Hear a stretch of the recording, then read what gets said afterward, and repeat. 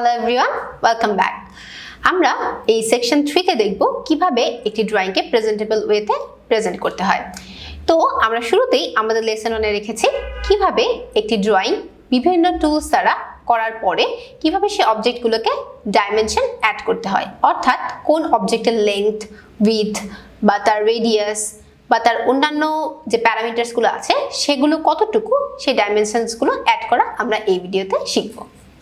So আমরা এই ভিডিওতে ডাইমেনশনস অ্যাডের জন্য যেই ডাইমেনশনসগুলো অ্যাড করা শিখব সেগুলো হচ্ছে linear dimension, angular dimension, arc dimension, তাছাড়াও আরও কিছু কমপ্লেক্স অপশন আছে ডাইমেনশন অ্যাড করা, সেগুলো আমরা একটু দেখে নিব।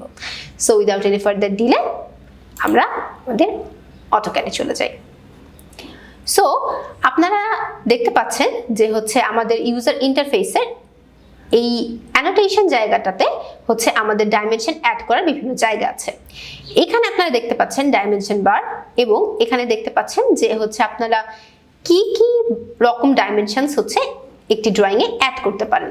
তো আমরা হচ্ছে এই ডিফারেন্ট অপশনসগুলো এখন দেখা শিখব। সো ফর দিস আমি বিভিন্ন অবজেক্ট একটু ড্র করে নিচ্ছি। আমি একটা লাইন ড্র করলাম,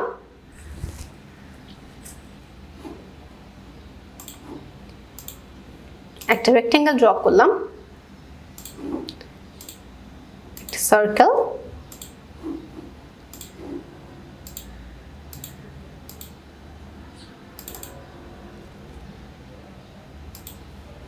এবং একটা আর্ক ড্র করলাম। সো আমরা এখন এগুলোকে ডাইমেনশন দেখাবো। সো ফার্স্টলি আমরা হচ্ছে লিনিয়ার ডাইমেনশন, এখানে অটো ডিফল্ট অবস্থায় আছে। সো এখানে ড্রপ ডাউন বারটাতে ক্লিক করলে আপনি ডিফারেন্ট টাইপের ডাইমেনশনস দেখতে পারবেন। সো প্রথমে আমরা যদি লিনিয়ার ডাইমেনশনে যাই, এখানে আমার স্ন্যাপ টুলটা অন করা আছে, দ্যাটস ওয়াই আমি খুব সহজেই হচ্ছে আমার এই লাইনে দুটো এন্ড পয়েন্টকে ক্যাচ করতে পারছি। সো আমি প্রথমে দেখতে চাচ্ছি যে এখানে আইডেন্টিফাই করতে হবে যে কোন পয়েন্ট থেকে কোন পয়েন্টে ডাইমেনশন আমি অ্যাড করতে চাই। এখানে খেয়াল রাখতে হবে যে যদি আপনি ভুল কোনো পয়েন্টকে স্পেসিফাই করে ফেলেন, অর্থাৎ যদি আপনার দুটো লাইনের এন্ড পয়েন্টকে ক্লিক না করে আপনি যদি মাঝখানের কোনো পয়েন্টকে ক্লিক করে ফেলেন, তাহলে কিন্তু ওই দুটো পয়েন্টের মধ্যবর্তী ডাইমেনশনটা আপনি পাবেন, পুরো লাইনেরটা পাবেন না। এই জন্য আপনার স্ন্যাপ টুলটা খুব ইম্পর্টেন্ট, যাতে হচ্ছে আপনি এন্ড পয়েন্টগুলো খুব সহজেই ক্যাচ করতে পারেন। সো আমি এখানে আমার এন্ড পয়েন্ট দুটোকে সিলেক্ট করে দিলাম, এবং আপনারা দেখতে পাচ্ছেন খুব সুন্দর হতে এখানে হচ্ছে আমার ডাইমেনশনটা চলে এসছে। সো আমরা এখন দেখতে চাচ্ছি যে আমার অ্যাঙ্গুলার ডাইমেনশনটা কিরকম হয়। সেটার জন্য আমি একটা অ্যাঙ্গুলার লাইন এঁকে নিচ্ছি। আমার এখানে অর্থ মোডটা অন করা আছে, সেটা অফ করে নিলাম। সো আমি যদি চাচ্ছি এরকম একটা লাইনের যদি হচ্ছে আমি ডাইমেনশন অ্যাড করতে চাই, সেটা আমি লিনিয়ার ভাবে পারবো না। সো আমাকে হচ্ছে অ্যালাইন্ড যে অপশনটি সেটি হচ্ছে ইউজ করতে হবে। এখানে হচ্ছে আমার স্ন্যাপ টুল অন করার সাথে সাথে আমি হচ্ছে দুটো এন্ড পয়েন্ট দেখতে পাচ্ছি, এবং দেখেন খুব সুন্দরভাবে আমাদের হচ্ছে ডাইমেনশনটা অ্যাড হয়ে গেছে। এখন সিমিলার ওয়েতে আমাদের কাছে যদি কোনো অ্যাঙ্গুলার বা যদি কোনো ত্রিভুজ আকৃতির শেপের কিছু থাকতো,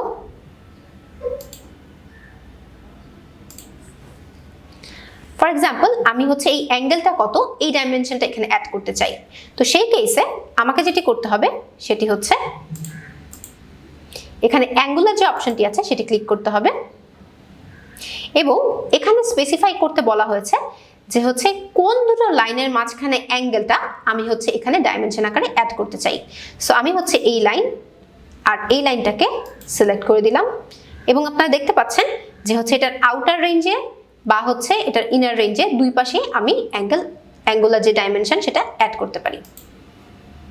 এখানের অ্যাঙ্গেলটা 59 ডিগ্রি, সো এখানে 59 ডিগ্রি চলে আসছে। এরপর আছে আমার আর্ক লেন্থ। সো আমি যদি জানতে চাই যে হচ্ছে আমার এই আর্কের লেন্থটা কত, সেখানে হচ্ছে আমাকে এই আর্কটা সিলেক্ট করতে হবে, এবং আমরা খুব সহজেই এই আর্কের লেন্থটা পেয়ে গেলাম। তাছাড়াও এখানে আপনারা বিভিন্ন অপশন দেখতে পাচ্ছেন যে হচ্ছে একটি সার্কেলের রেডিয়াস কত বা ডায়ামিটার কত, এটিও আমরা এখানে খুব সহজেই দেখতে পারি। ফর এক্সাম্পল আমি যদি এই বৃত্তটি নেই, এখানে রেডিয়াসটা এখানে চলে আসছে। একই সাথে আমি যদি এখানে ডায়ামিটার দেখতে চেতাম তাহলে আমি এটা করতে পারতাম, এখানে এটা ডায়ামিটারটি চলে আসছে। সো আপনি আপনার কনভিনিয়েন্স অনুযায়ী যে কোনো অপশন বা যে কোনো টাইপের যে ডাইমেনশনস সেটাই হচ্ছে আপনি অ্যাড করতে পারেন। তাছাড়াও এখানে কোঅর্ডিনেট বা জগল এই ধরনের অপশনসও আছে। এই ধরনের কমপ্লেক্স ড্রয়িং অনেক সময় আমাদের করতে দরকার পড়তে পারে। ফর এক্সাম্পল, আমরা যদি কোনো পাইপ নেটওয়ার্কে ডিজাইন করি তখন দেখা যায় আমাদের বাঁকানো পাইপ বা বিভিন্ন ধরনের এরকম ক্রস সেকশন অফ পাইপ আমাদের হচ্ছে আঁকতে হয়। তো সেই কেসে আমরা এই জগল যে ডাইমেনশনটা আছে সেটা ইউজ করতে পারি। তাছাড়াও আমাদের বিভিন্ন ক্ষেত্রে দেখা যায় কি আমাদের বিভিন্ন কোঅর্ডিনেট সিস্টেম থাকে। সো ওই কোঅর্ডিনেট সিস্টেমে বিভিন্ন পয়েন্টের যে কোঅর্ডিনেট সিস্টেম বা রেফারেন্স পয়েন্টের রেসপেক্টে তাদের যে এক্স অ্যাক্সিস এবং ওয়াই অ্যাক্সিসের দূরত্ব সেটি হচ্ছে আমরা ডাইমেনশন আকারে অ্যাড করতে পারি। এটি হচ্ছে আমাদের এই অর্ডিনেট যে অপশনটি আছে ডাইমেনশনে সেখান থেকে করতে পারি। তো আপনারা দেখলেন কিভাবে হচ্ছে আমরা একটি ড্রয়িংয়ে ডাইমেনশন অ্যাড করে সেটাকে মোর প্রেজেন্টেবল অথবা মোর ফর্মাল ওয়েতে প্রেজেন্ট করতে পারি। এবং আমাদের ডাইমেনশন অ্যাডের ক্ষেত্রে খেয়াল রাখতে হবে যে হচ্ছে আমরা যাতে সেই ড্রয়িংয়ের জন্য কনভিনিয়েন্ট বা সেই ড্রয়িংকে অ্যাকচুয়ালি রিপ্রেজেন্ট করে এরকম ডাইমেনশন অ্যাড করি।